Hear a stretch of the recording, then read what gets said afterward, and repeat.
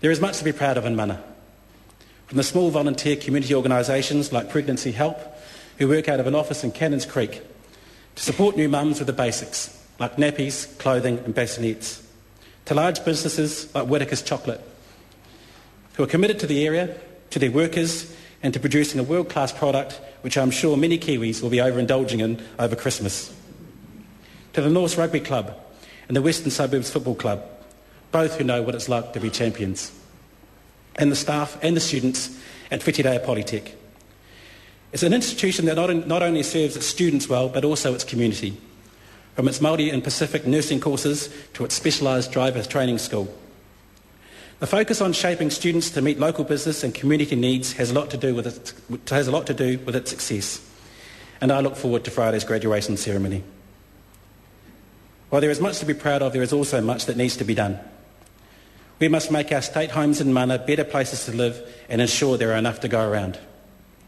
The social and health problems caused by cold, damp houses in mana and elsewhere in New Zealand needs to be addressed.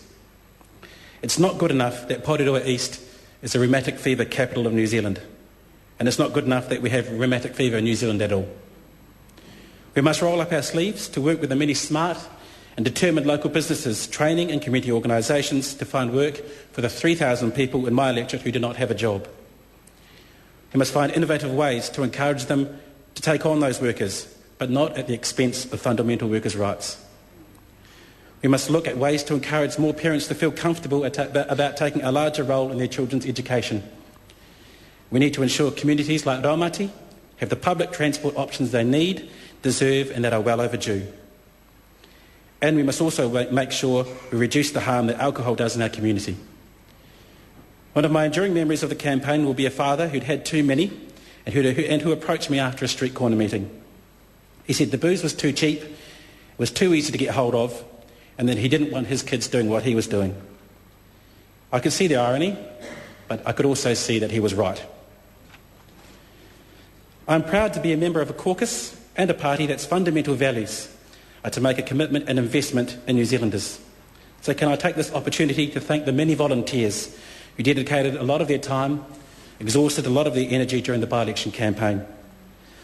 By-elections are different beasts. They attract a higher level of scrutiny and attention. So to those of you who were there every day, each day was a privilege. To Carol Hicks, Farila Beetham, Deborah Mahuta Coyle, David Talbot, Etia Ahoy, Murdo McMillan, Andrew Byer and Shane Laulu. Words struggle to express how thankful I am for your efforts. To Caroline Mareko and Elia Sefo, thank you. I send the love and the prayers of the Labour Party family to you both. To those of you who came from outside of mana, many thanks. I'd also like to thank Young Labour, especially the crowd that made the big drive up from Dunedin. Thank you to John Ryle and the team of Service and Food Workers Union members that gave us so much support. Mioli's Marauders and Marlins, our hoardings team, need a special mention. Everyone in mana is glad that the hoardings are now down. Thanks to Andrew Little and the EPMU. A special mention must go to Paul Tolich, Mark James and Damon Rongatawa. To the General Secretary Kris Faafoi and the Labour Party staff, we couldn't have done it without you. To my new caucus colleagues, thank you for helping me become part of the team. To Phil Goff, it was a privilege to work with you, Phil. Phil. And now to be a member of your caucus. Anyone that's worked for Phil knows the commitment and passion he has for New Zealand. So Phil, thank you, and to Annette King for the support you've given me and my family. And to my family, thank you for your love and support. To my parents, my wife Gina, my son George, Lance, Jenny, Jessica, Jason, Anna, my sister Maria. To the many uncles and aunties, cousins, nephews and nieces who supported me, many of who are here tonight. Hakahetai lava. Only those who have sat in this house know the sacrifice, joy and angst that families go through to get us here. So my thanks and love goes out to you all, and in advance, my apologies. Last week I got a letter of congratulations from Ward Clark, my high school principal. I have two vivid memories of Mr. Clark. First, he espoused the value of the afternoon nap. and each year he delivered us this quote from William Penn. which always inspired me and which I would like to share as I come to an end.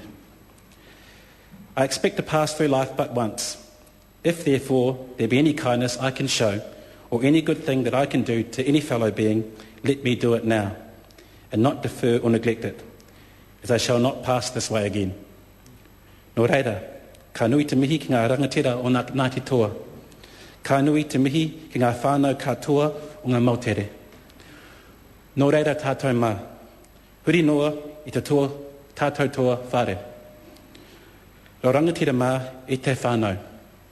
Tēnā koutou, tēnā koutou, tēnā tātou katoa.